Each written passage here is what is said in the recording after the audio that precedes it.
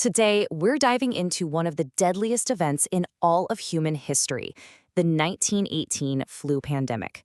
It was a virus that just exploded across the globe, and in only a couple of years, it changed everything. So, you've probably heard it called the Spanish flu, right? But what if I told you that name is totally wrong? Yeah, it's one of history's biggest misnomers, a huge misunderstanding.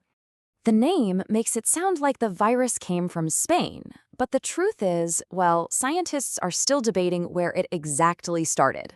What they do know for sure is that it almost certainly did not start in Spain. The real story is so much more interesting. To really get why it got that name, you have to picture the world back then.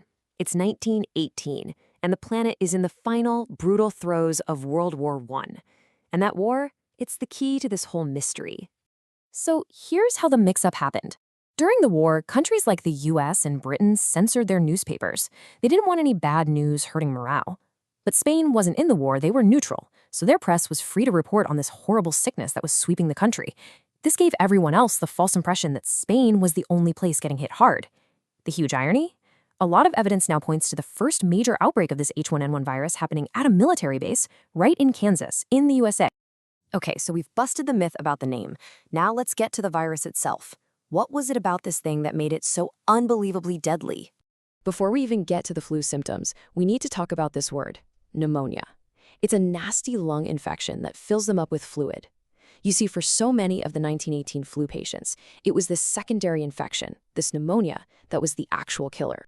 The symptoms were absolutely terrifying, and they hit like a lightning bolt. This wasn't just a bad cold. We're talking raging fevers and crushing exhaustion. But the most horrifying sign, a person's skin would turn a bluish-purple color because their lungs were so damaged they were literally starving for oxygen. People could be healthy in the morning and dead by nightfall. And here is the strangest, most chilling part of all. This virus broke all the rules.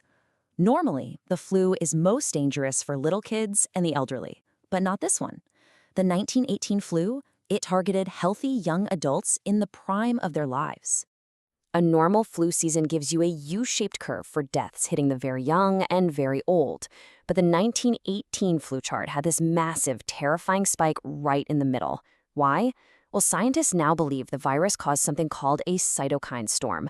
Basically, the super strong immune systems of young adults went into complete overdrive.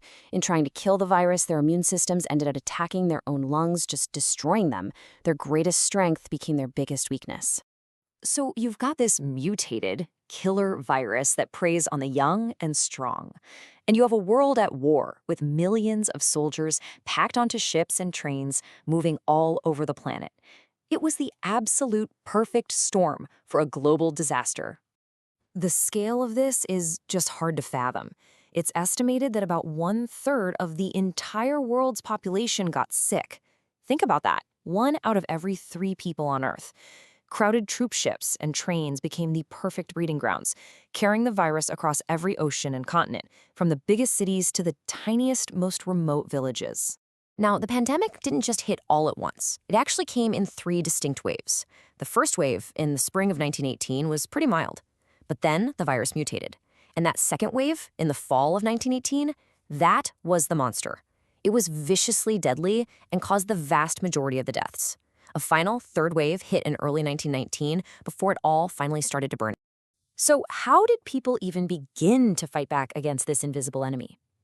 You have to understand, in so many ways, they were fighting completely in the dark. The medical tools they had back then were nothing like what we have today. Just try to wrap your head around this. In 1918, there were no flu vaccines. There were no antibiotics to treat that deadly pneumonia. No antiviral drugs. Doctors couldn't even see a virus with their microscopes yet. Many of them still thought it was caused by bacteria. They were basically helpless to cure anyone. So with no cure, cities had to rely on public health measures. And some of these might sound pretty familiar. They shut down schools, theaters, and churches. They made people wear fabric masks. They put up signs everywhere telling people to cover their coughs. The goal was really simple: keep people away from each other to stop the virus from jumping. But even with all that, the sheer number of sick people just crushed the healthcare system. Hospitals ran out of beds almost immediately. Schools and big public halls had to be turned into makeshift hospitals. And with so many doctors and nurses getting sick themselves, it was often volunteers, regular people who had to step up and care for the dying. Eventually, the pandemic faded, but it left a massive scar on the entire world. So let's take a look at the final staggering toll and the critical lessons that we learned from this tragedy. The final number of dead is almost impossible to comprehend. The best estimate is that around 50 million people were killed worldwide, though some historians think it could be as high as 100 million. To this day, it's one of the deadliest disasters in recorded history. Here in the United States, the flu killed about 675,000 people.